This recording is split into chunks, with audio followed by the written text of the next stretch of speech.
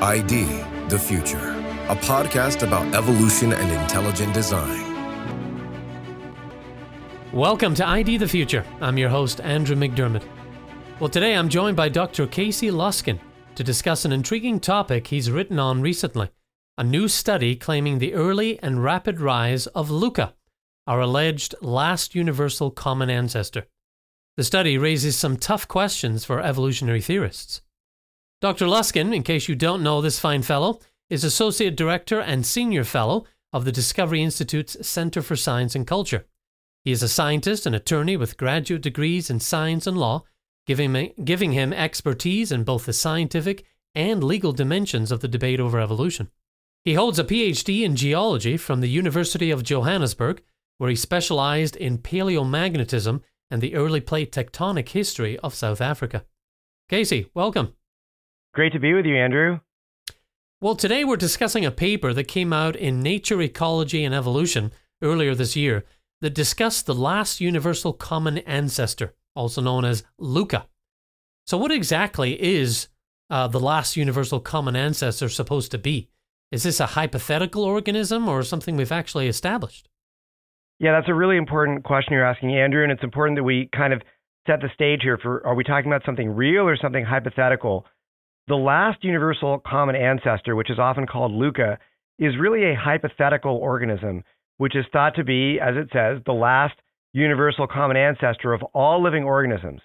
And basically what they do is they look at the genes and the traits that are present in the major domains of life that are alive today. Basically, that would be bacteria, archaea, and eukarya. And they say, what are the common features of these genomes that are found throughout the entire tree of life, all the branches of the tree of life? And they say, okay, well, those traits, those genes, those genomic components must have been present in whatever was the last common ancestor that they had, the most recent common ancestor that lived for all of these, supposedly lived for all these basic types of organisms, must have had these traits in order to explain why these same traits are now found today among living organisms on these various branches of the tree of life. So it's an evolutionary concept. It's a hypothetical organism. We're not saying this thing actually lived, although I think most evolutionary scientists would say they believe it lived. Of course, if you disagree with certain evolutionary presuppositions, you might question the existence of LUCA. We can get to that later.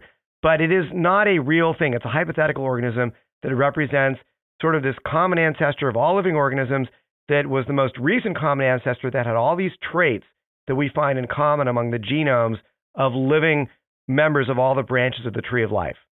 Okay, got it. Now, is this the same as talking about the simplest possible form of life that could exist? And if not, how is it different? Yeah, that's also a very good question. We're not necessarily talking about the first life form, what evolutionary biologists would say was the quote-unquote simplest life form that ever lived.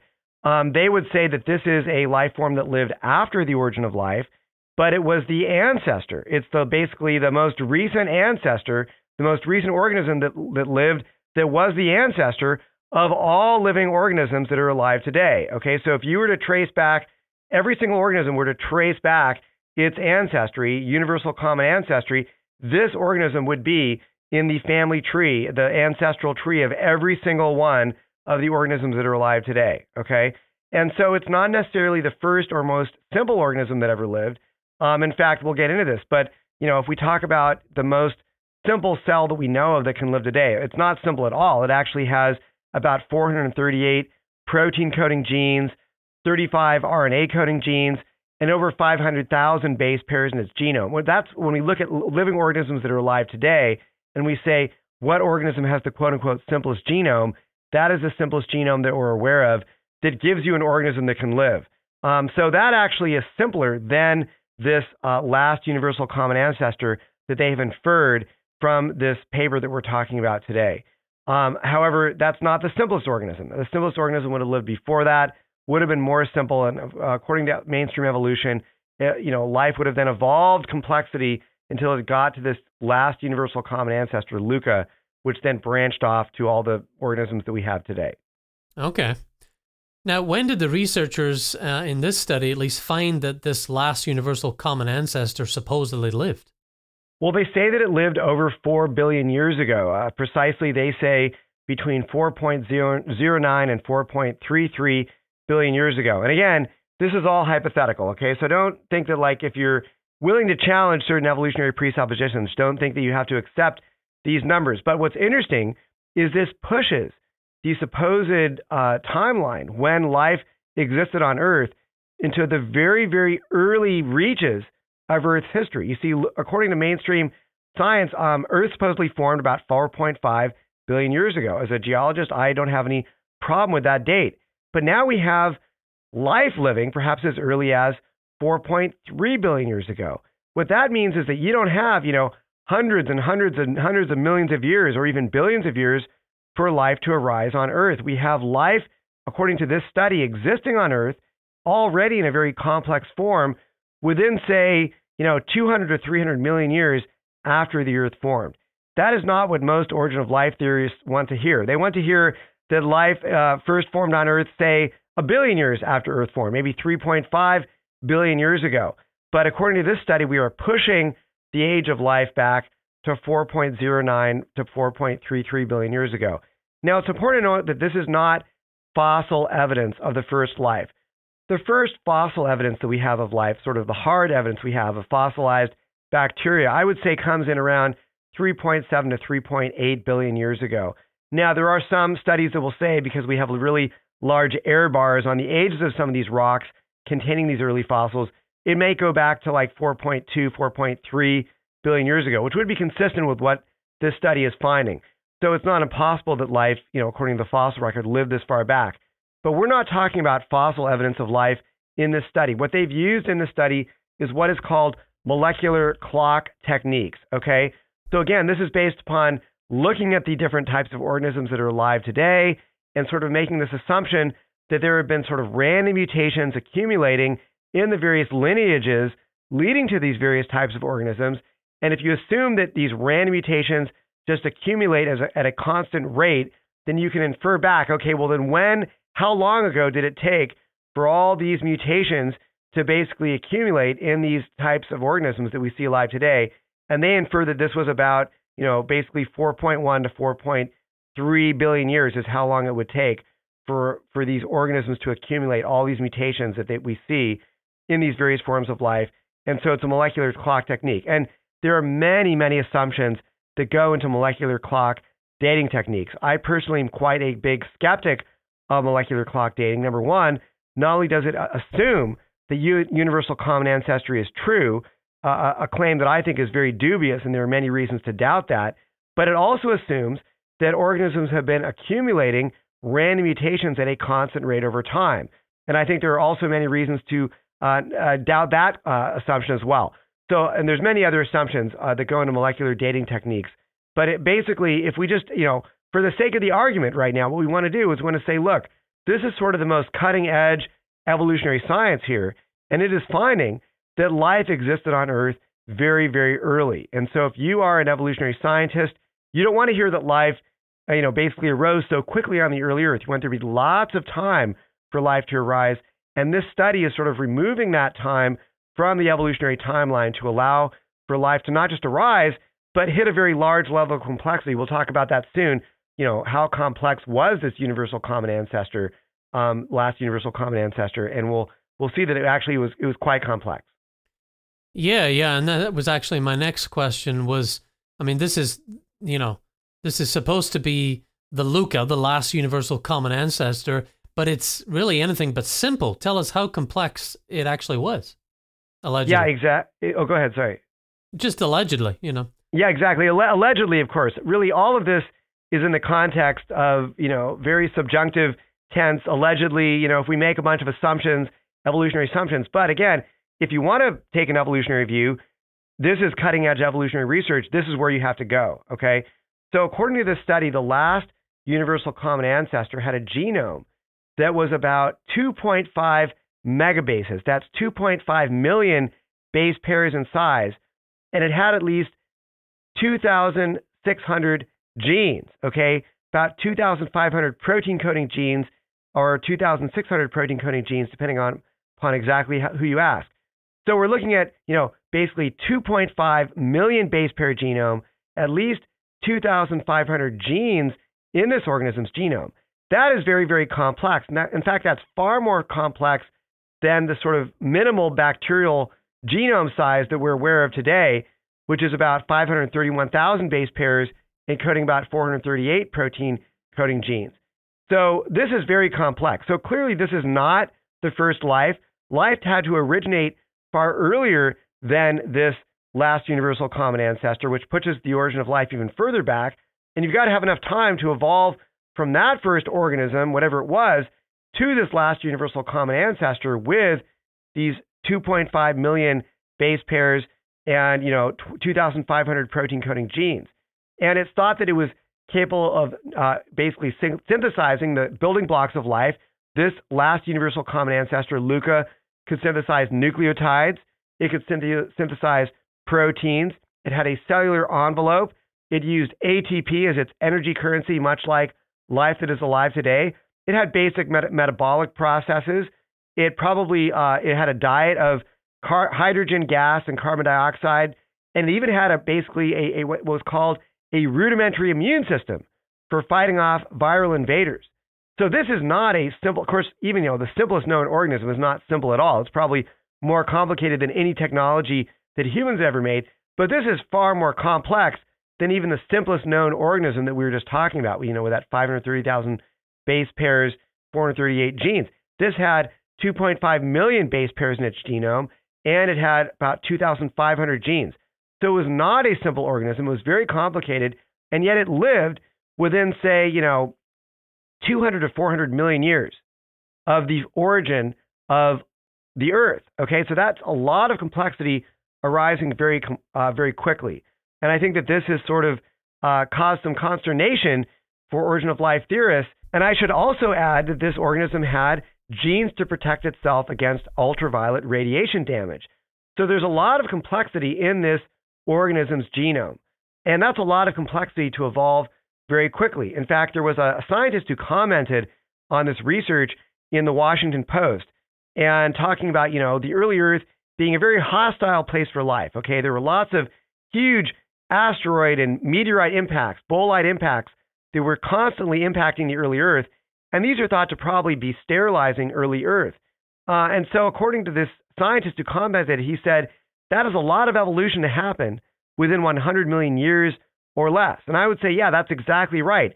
You're going from basically, no life to life, which of course is not simple, but at least it was there, to a very complex form of life, as complex as many living members of bacteria or archaea, basically many prokaryotes that are alive today, have genomes that are just as complex as this organism. And it happened in perhaps less than 100 million years, certainly no more than a couple 100 million years.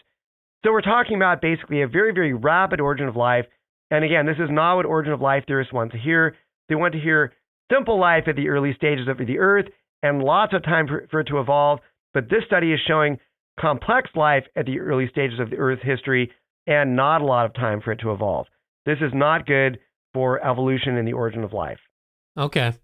And, established media doesn't really make it easy for the educated layperson to learn about this or at least see the dimensions in the debate, with headlines like, meet the surprisingly complex ancestor of all life on Earth, Washington Post.